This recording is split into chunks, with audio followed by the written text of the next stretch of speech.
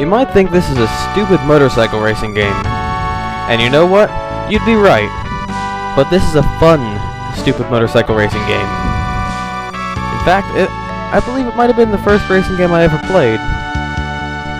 Now, I have a special attachment to this game because this one weekend I was with my friend Noah, and we went to his house and played this game all weekend. We played it on 8 hours mode, raced each other. On the screen it became night and day, over and over and over again, and still it was an extremely close race.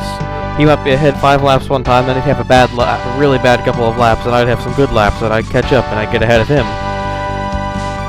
So much fun. This brings back some great memories playing this game again.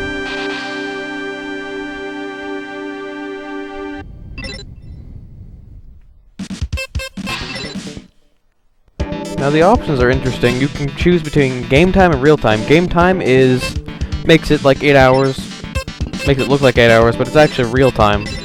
It's just not accurate to what time actually is. Now real time is real time. The other thing is you can put hit on, so you can actually hit other players. Now that's fun.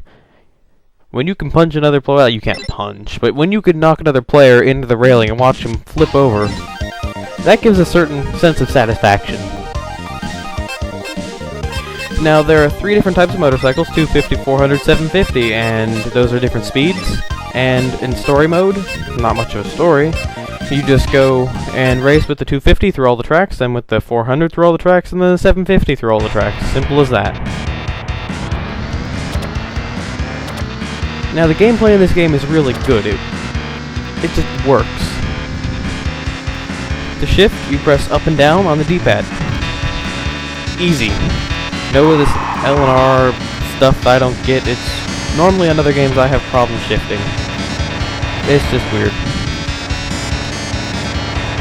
But on this one I have no problem shifting at all. It's fairly simple to play.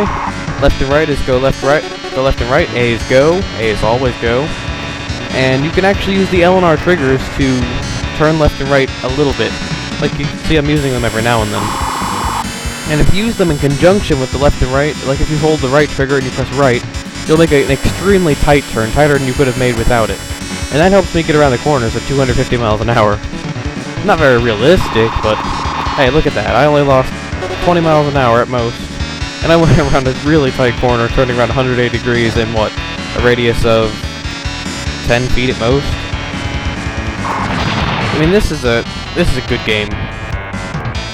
Now, as far as the graphics go, this is a really good game graphically for the SNES. I mean, I talked about how the SNES is slower, and it is, but look what's going on screen there. I mean, there's so much happening. Really showing off what the Super Nintendo can actually do. Now, if you look here, you can see I'm starting to run out of fuel. Yes, the gauge going up on the lights means I'm running out of fuel. That makes sense. But whatever. And after a while, you'll start to slow down. But anyway, back to the graphics. There's one more thing I wanted to say, which was that this game does not actually have the Super FX chip or the Super FX chip 2. It doesn't have either of those. It's just Super Nintendo. This is what the Super Nintendo can do at its best. Really shows off the power of the system. Oh, there I go down to 95 miles an hour, 95, 96. No matter where I shift to, I'm stuck. Because I'm out of gas.